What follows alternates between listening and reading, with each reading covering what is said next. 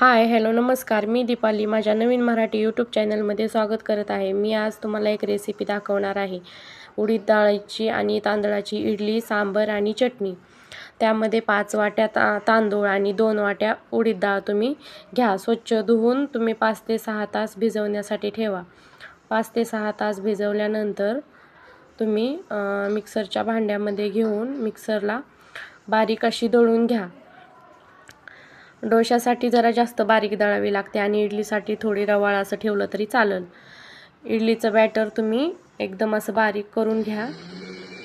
बारीक केल्यानंतर पातेल्यामध्ये सर्व प्रकारे काढून घ्या. थोडंसं पाणी घालून पातेल्यामध्ये सर्व टाका आणि त्यामध्ये टाकल्यानंतर थोडंसं हलवून घ्या. या प्रकारे असं बॅटर होऊ द्या. त्यानंतर तुम्ही झाकून रात्रभर ठेवू शकता.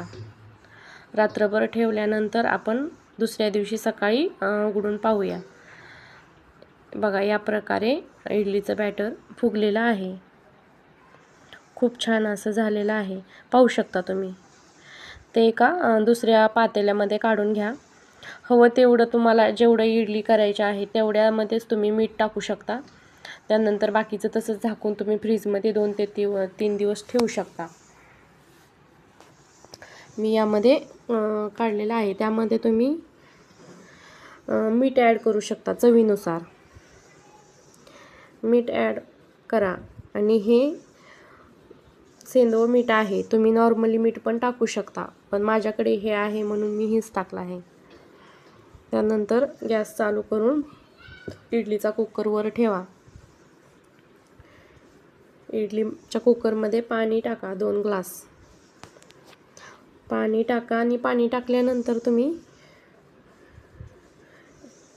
इडलीचं पात्र घेऊन त्याच्यामध्ये चमच्याने थोडंसं तेल टाका. मी तेल हातानेच त्याला थोडंसं असं लावून घेत आहे. तुमच्याकडे ब्रश असेल तर तुम्ही ब्रशने पण लावू शकता. माझ्याकडे नाही आहे म्हणून मी हाताने लावलं. आणि त्यामध्ये इडलीचं बॅटर तुम्ही टाकू शकता. जास्त पण टाकायचं नाही, कमी फुगल्यानंतर पुन्हा बाजूला जाते. या प्रकारे मी इडलीचं बॅटर टाकलं आहे. बघू शकता तुम्ही.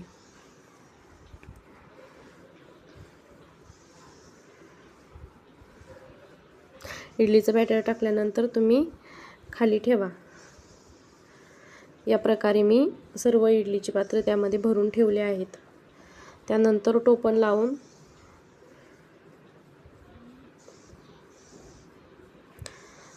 त्यावर झाकण लावू शकता. झाकण लावल्यानंतर इकडे आपण सांबराची तयारी करूयात. कुकरमध्ये 2 वाट्या तूर डाळ आणि मूग डाळ मी मिक्स घेतली आहे. तुम्ही फक्त तूर डाळीचे पण सांबर बनवू शकता. त्यामध्ये एक छोटासा बटाटा, बारीक चिरलेला टोमॅटो, एक चिरलेला कांदा आणि त्यामध्ये 1 चमचा मीठ आणि अर्धा चमचा हळद टाकून घ्या. हळद टाकल्यानंतर त्यामध्ये पाणी टाका. पाणी टाकल्यानंतर त्यावर कुकरचं झाकण ठेवून आपण गॅसला 5 ते 6 शिट्ट्या काढू शकता. 5 ते 6 शिट्ट्या काढल्यानंतर आपली डाळ चांगल्या प्रकारे शिजून जाईल. त्यानंतर आपण इकडे चटणीची तयारी करूयात. हा ओला नारळ आहे, तो बारीक तुकडे करून घेतलेले आहेत व त्यामध्ये भाजलेले शेंगदाणे त्यावरील काढून आणि नंतर हिरवी मिरची 4 ते 5, 5 ते 6 लसणाच्या पाकळ्या, अर्धा चमचा साखर आणि अर्धा चमचा मीठ आणि थोडंसं पाणी. या प्रकारे तुम्ही बारीक करून घेऊ शकता. बारीक केल्यानंतर ठेवा आणि त्यानंतर आपण इकडे पाहू शकता आपल्या इडली किती छान प्रकारे फुगल्या आहेत ते. मी तुम्हाला एक काढून दाखवते.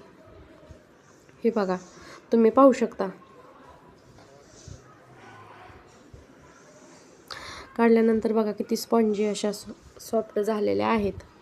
या प्रकारे मी सर्व इडल्या काढून घेतल्या. त्यानंतर त्याला आपण चटणीला तडका देऊयात.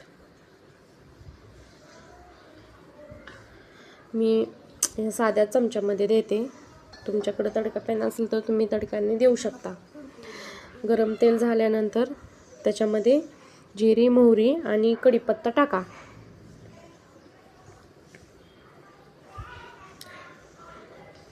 चांगले कडकडल्यानंतर चटणीमध्ये तुम्ही चटणीमध्ये दही पण ॲड करू शकता आपापल्या आवडीनुसार. आम्हाला दही आवडत नाही म्हणून आम्ही ॲड केलेली नाही.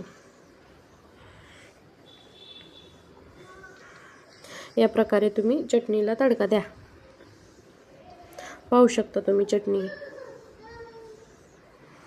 चटणी तयार झाल्यानंतर कुकरच्या 5 ते 6 शिट्ट्या इकडे झालेल्या आहेत. त्यानंतर कुकर थंड झाल्यानंतर मी उघडून पाहिलं. या प्रकारे छान अशी डाळ शिजवून घेतलेली आहे.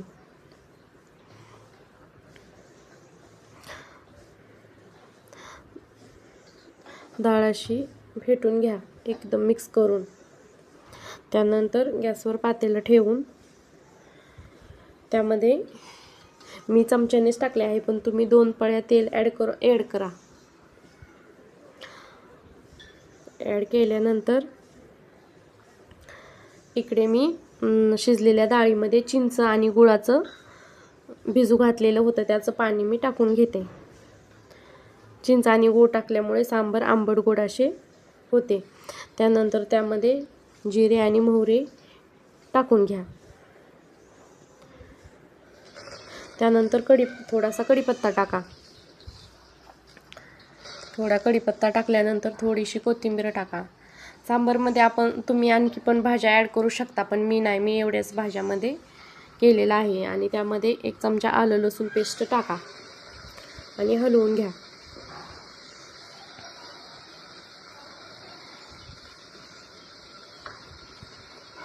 हलवल्यानंतर त्यामध्ये 2 चमचा सांबार मसाला ॲड करा. 2 चमचे सांबार मसाला ॲड करून गॅसची फ्लेम कमीच ठेवा. 1 चमचा लाल चटणी टाकलेली आहे आंबारीची. छान असं हलवून घेतल्यानंतर त्यामध्ये थोडंसं सांबार ॲड करून घ्या आणि त्यानंतर त्यामध्ये राहिलेलं बाकी सगळं ओता.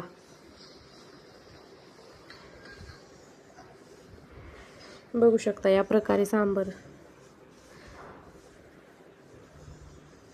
तुम्हाला पाहिजे एवढं तुम्ही पाणी ॲड करू शकता तुमच्या नुसार. हे पहा, छान असं सांबार तयार झालेलं आहे. त्यावर थोडीशी कोथिंबीर टाका.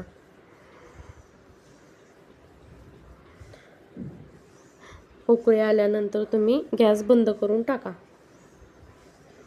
गॅस बंद केल्यावर हे पहा, मी एका ताटामध्ये इडली, चटणी आणि सांबार घेत आहे. या प्रकारे तुम्ही सांबार घेऊन खाऊ शकता. तुम्हाला माझी आजची रेसिपी कशी वाटली नक्की सांगा. कमेंट करा. चॅनलला सबस्क्राईब करा, शेअर करा, लाईक करा. थँक्यू. धन्यवाद. Bye bye.